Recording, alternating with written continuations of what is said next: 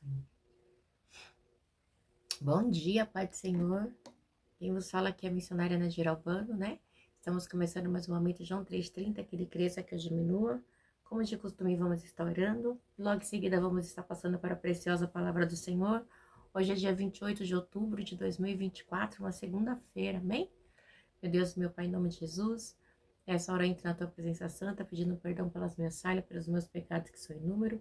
Eu apresento o lar, a família, o ministério, o chamado, todos têm confiado na minha pessoa.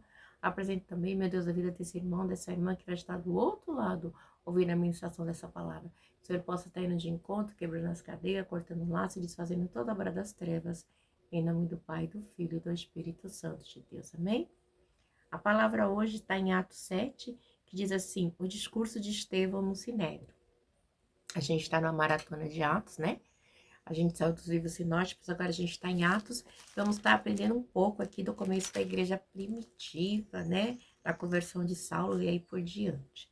Então, assim, discurso de Estevão no Sinédrio. Então o sumo sacerdote perguntou a Estevão, são verdadeiras essas acusações? E isso ele respondeu, irmão e paz, ouça-me, o Deus glorioso apareceu a Abraão, nosso pai, estando ele ainda na Mesopotâmia, antes de morar em Harã, e lhe disse, saia da sua terra e do meio dos seus parentes e vá para a terra que eu lhe mostrarei. Meu Deus, meu Pai, em nome de Jesus, essa é a palavra que o Senhor colocou no meu coração. Nessa hora eu te peço que eu diminua, que o Senhor cresça, que eu não fale aquilo que eu quero, somente aquilo que você tem para falar aos nossos corações, em nome do Pai, do Filho e do Espírito Santo de Deus, amém? Aleluia! Então, o discurso de Estevão. Então, vai dizer assim que então o sumo sacerdote perguntou a Estevão, são verdadeiras essas acusações? Por quê? Qual era a acusação? A acusação era que Estevão, ele era um homem cheio de graça e de poder de Deus e realizava grandes maravilhas e sinais entre o povo, como diz em Atos 6, né? Ele era um homem cheio de Deus. Igreja, pensa, em Atos 6, Atos 6, 3, diz assim, irmãos, escolha entre vocês 7 homens de bom testemunho, cheios do Espírito Santo e de sabedoria, e passaremos a ele essas tarefas. Nós dedicaremos a oração e ao ministério da palavra. Voltei no 6, para vocês entenderem um pouco. Tal proposta agradou a todos. Então, escolheram Estevão, homem cheio de fé e do Espírito Santo. Aí, além de Filipe, Procópio, mas Estevão, ele tinha uma diferença. Ele era um homem cheio do Espírito Santo. Tanto fala, né, no 5, como no versículo 8, né? E diz aqui, né, que aí, então, o sumo sacerdote eles ficaram irados. Por quê? Porque Estevão era um homem que pregava a palavra do Senhor, né? Ele tinha uma eloquência vinda do alto. Ele era um servo cheio do Espírito Santo de Deus, a banda Sodecomanai. Isso causava a revolta naqueles que estavam ali, né? Como assim? Um indulto, uma pessoa sem cultura, né? Não foi estudado por Gamaliel e tal, né? E aí continua. E isso ele respondeu, irmão e pais, ouça-me, o Deus glorioso apareceu a Abraão, nosso pai, estando ele ainda na Mesopotâmia.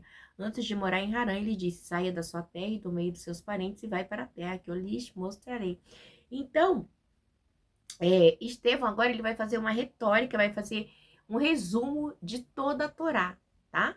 E ali, com isso, ele acaba trazendo ódio, inveja, ira, ranger de dente, ele vai ser...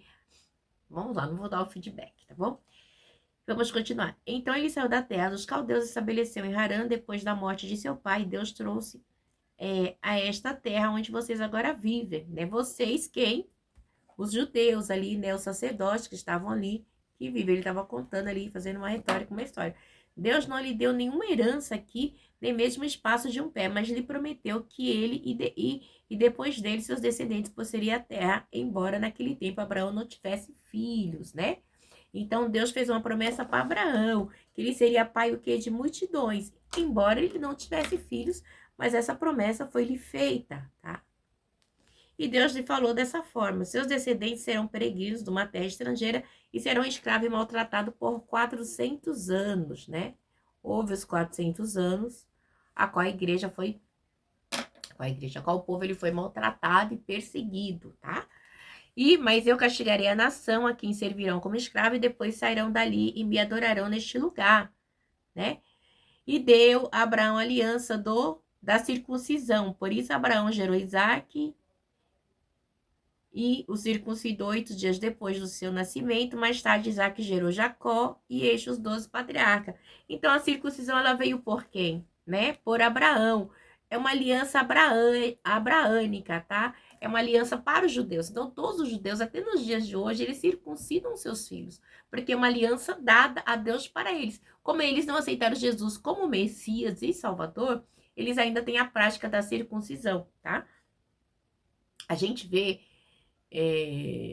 que mais para frente, né, Paulo começa a falar que a nossa circuncisão, a minha, a sua, como gentil, é no coração, tá? Nós somos circuncidados no coração, deixando tudo aquilo que não agrada a Deus.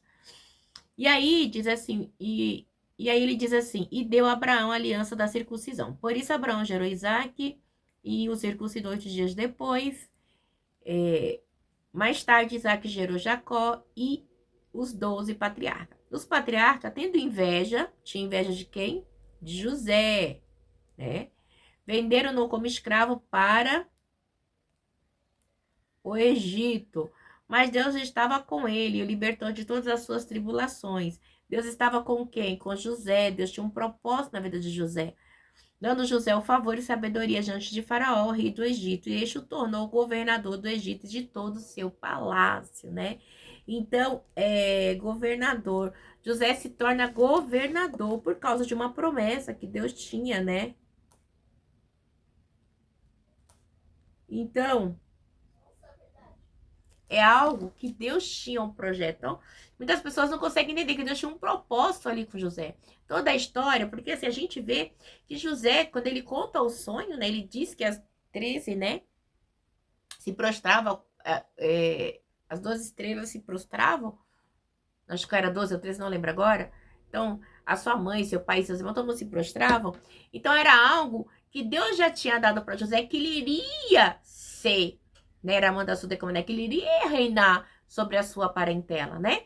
Então, mas o que que acontece? A inveja tomou conta do coração dos irmãos de José. Igreja, comigo e com você não é diferente nos dias de hoje. Quantas pessoas têm inveja daquilo que Deus tem feito na minha vida e na sua, daquilo que Deus tem para mim e para você. E o diabo incita, o acusador da minha e da sua vida, ele incita as pessoas a nos perseguir, a nos caluniar, a nos maltratar por inveja, por perseguição, por maldade. Igreja, porque aqueles da nossa casa, aqueles de dentro da igreja, muitas pessoas que dizem que servem a Deus, que são crentes, não teve um encontro com Deus. Porque se você realmente tem um encontro com Deus, você não persegue. Você não sai falando, você não sai fofocando, caluniando. Você fala com a pessoa diretamente, você não manda recado.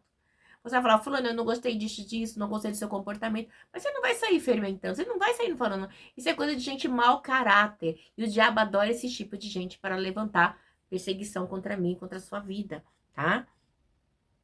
E depois houve fome em todo o Egito, em Canaã, trazendo um grande sofrimento, e os nossos antepassados não encontravam alimento. Eles não encontravam alimento, Deus já sabia, Deus tinha um propósito, né? Então foi quando Deus levantou José.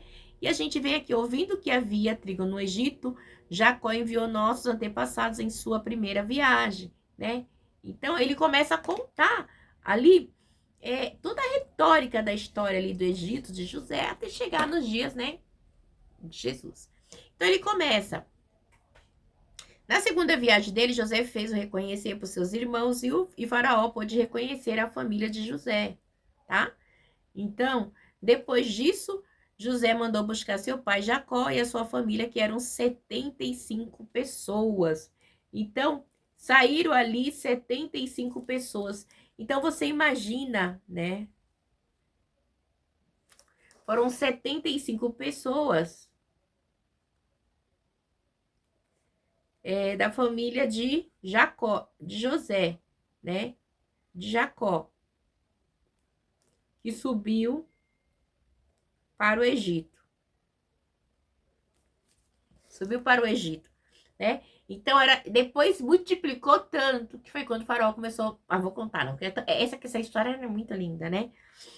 Então, Jacó desceu do Egito, onde faleceria ele, os nossos antepassados, seus corpos foram levados de volta para Siquém, colocado no túmulo que Abraão havia comprado ali, os filhos de Ramô, por certa quantia. Mas aí diz assim, olha aqui, eram 75 pessoas, então Jacó desceu ao Egito, né? Foram para o Egito, no túmulo. Aí 17, ao ao se aproximar o tempo em que Deus cumpriu a sua promessa a Abraão, aumentou muito o número do nosso povo no Egito. Então, tinha uma promessa. Deus não falou que Abraão seria pai de multidões? Sim. Então, ia crescer, ia multiplicar. Né? Então, a gente vê que, assim, a gente vê que Estevão ali reduz, em poucas palavras, né, os relatos, a retórica ali de tudo que aconteceu, né? Mas ele deixa as partes mais aguçadas, né, da história da Torá ali, dos 5 primeiros livros da Torá, da Bíblia, né? Aí ele vem e vamos. E diz assim: ao se aproximar o tempo em que Deus cumpriu a sua promessa a Abraão, aumentou muito o número do nosso povo no Egito. Então, outro rei que nada sabia a respeito de José passou a governar o Egito. Ele não sabia nada de José. Então, outro rei, né? Quantas pessoas esquecem, né? Aquilo que você faz, vem um, vem outro, a ingratidão é demais. E ele agiu traiçoeiramente, né? Traiçoeiramente para com o nosso povo e os oprimiu, os nossos antepassados, obrigando-os a abandonar seus recém-nascidos para que não sobrevivessem. É onde entra a parte de Moisés, né? Que eles queriam matar os meninos. Naquele tempo nasceu Moisés, que era um menino extraordinário. Por 3 meses ele foi criado na casa de seu pai, mas quando foi abandonado, a filha do faraó tomou e criou como seu próprio filho. Moisés foi educado em toda a sabedoria dos egípcios e veio a ser poderoso em palavras e obras. Não que ele fosse abandonado assim, uma ressalva. A mãe dele colocou ele no cestinho de vime, betumou e colocou ali no Rio Nilo, né? Mais ou menos na hora que a filha de faraó fosse descer para se banhar, visse a criança e pegasse, foi o que aconteceu, porque já estava nos planos de Deus. Ao completar 40 anos, Moisés decidiu visitar seus irmãos israelitas. E ao ver um deles sendo maltratado por um egípcio, né, em defesa do oprimido, vingou matando o egípcio. Então ele matou, tá? O egípcio. Ele pensava que seus irmãos compreenderiam que Deus o estava usando para salvá-lo. Mas Deus estava, mas não era da maneira, tá? Que ele estava pensando naquele momento. Mas eles não compreenderam. No dia seguinte, Moisés dirigiu-se a 2 israelitas que estavam brigando e tentou reconciliar, dizendo: homens, vocês não são irmãos, por que ferem um ao outro? Olha só. Deus, não fica. Ai, gente, essas coisas ainda que me dão um consolo, viu, igreja? Mas os homens que maltratavam o outro empurrou Moisés e disse: quem o nomeou líder e juiz sobre nós? O que quer? Quer matar-nos como matou aquele egípcio? Né? Então eles vieram, tipo, afrontar Moisés, líder e juiz. Como assim? Né? Sobre nós? Ouvindo isso, Moisés fugiu para Midian, onde ficou morando como estrangeiro e teve 2 filhos, né? Passando 40 anos, apareceu Moisés um anjo nas labaredas de sarça em chamas do deserto, perto do Monte Sinai. Então, Moisés já tinha aqui 80 anos, tá? 80 anos, né? Quando o anjo apareceu para ele. Vendo aquilo, ficou atônito, aproximou-se para observar, ouviu a voz do Senhor. Ouviu a voz de Deus. Então, Moisés está lá na sarça e aí ele ouve o quê? A voz de Deus. E aí, eu sou o Deus dos seus antepassados, o Deus de Abraão, o Deus de Isaac, o Deus de Jacó. Moisés, tremendo de medo, não ousava olhar para Deus, né? Então o Senhor lhe disse: tira as sandálias dos pés, porque o lugar em que você está é terra santa. Moisés, tira as sandálias do seu pé, o lugar que você está é terra santa. Então o Senhor lhe disse: tire a sandália dos seus pés, tire. Então a gente tem que ter humildade para chegar na presença de Deus, porque a casa do Senhor é santa, as coisas do Senhor é santa. De fato, tenho visto a opressão sobre o meu povo no Egito, ouvi seu gemido e desci para livrá-lo. Vem agora e eu enviarei de volta ao Egito, né? Deus escolhe Moisés, né? Deus escolhe Moisés como libertador.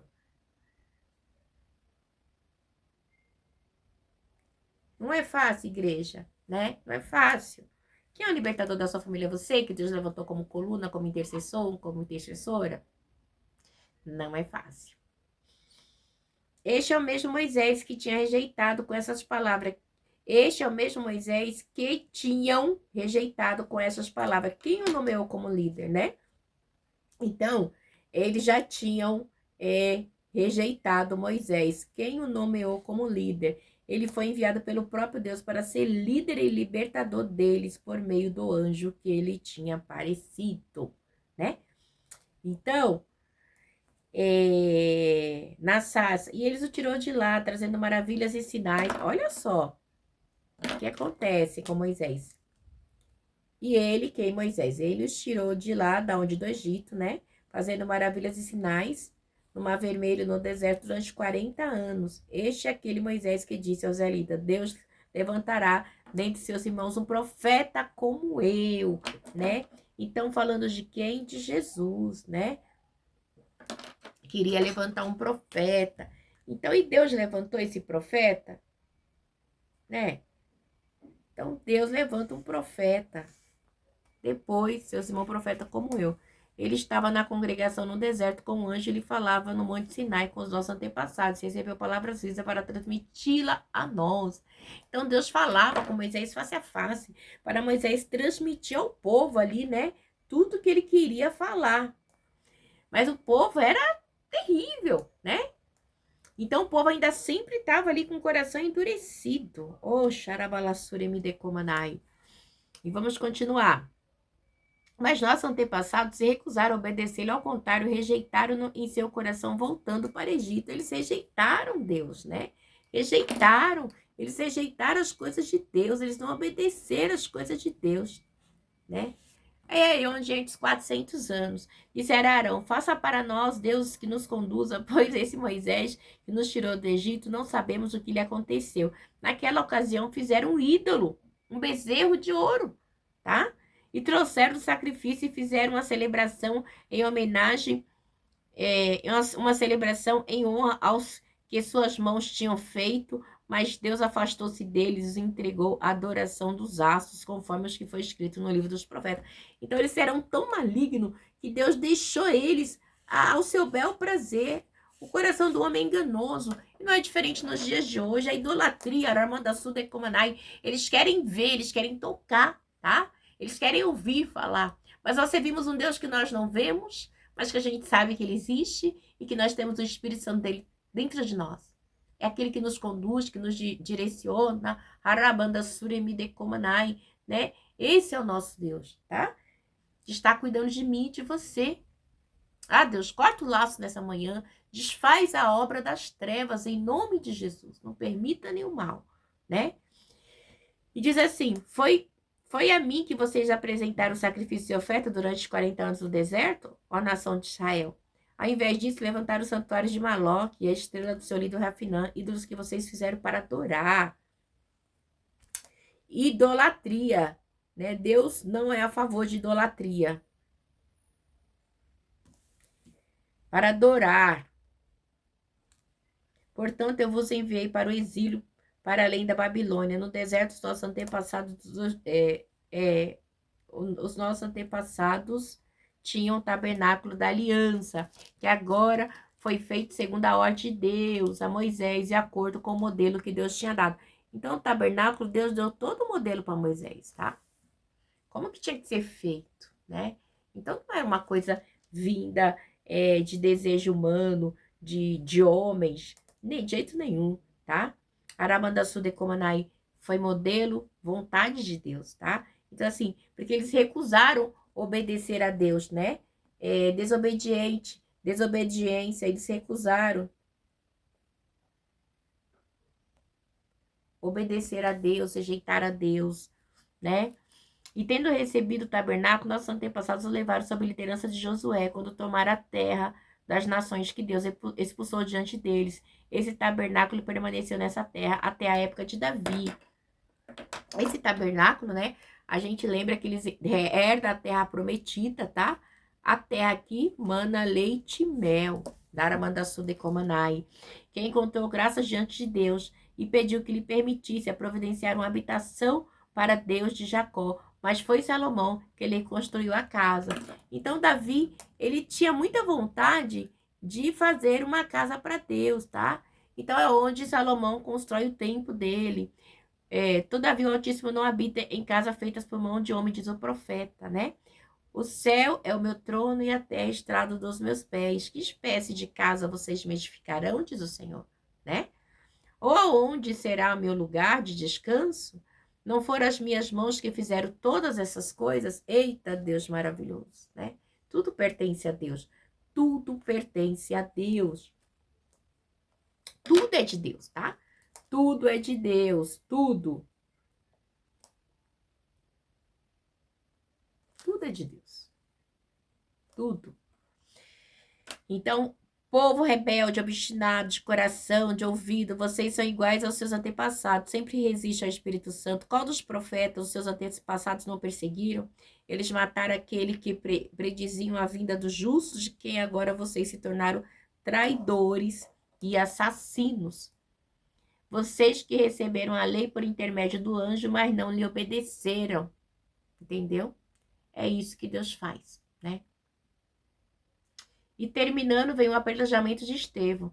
Ouvindo isso, ficaram furiosos, rangeram os dentes contra ele, mas Estevão, cheio do Espírito Santo de Deus, levantou os olhos para o céu e viu a glória de Deus e Jesus em pé à direita de Deus e disse: Veja os céus abertos e o Filho do Homem em pé à direita de Deus. Mas eles tamparam os ouvidos, dando um forte grito, lançaram-se todos junto contra ele, arrastaram para fora da cidade e começaram a apedrejá-lo. As testemunhas deixaram seus mantos aos pés de um jovem chamado Saulo. Enquanto apedrejava Estevão, este orava: Senhor Jesus, receba o meu espírito. Então caiu de joelhos e bradou: Senhor, não os considere culpados desse pecado. E tendo dito isso, adormeceu. Então Estevão era um homem cheio de Deus e pediu para Deus perdoar. Estevão foi apedrejado e disse que os homens ficavam furiosos, rangeram os dentes contra ele, tá? E tapavam os ouvidos, dando forte grito, e lançaram sobre ele e o mataram. Quando a gente faz a vontade de Deus, o inimigo das nossas almas é aqueles que não aceitam a vontade de Deus, querem nos matar. Ficam na paz, que Deus abençoe e tenham um dia abençoado, em nome do Pai, do Filho e do Espírito Santo de Deus. Amém.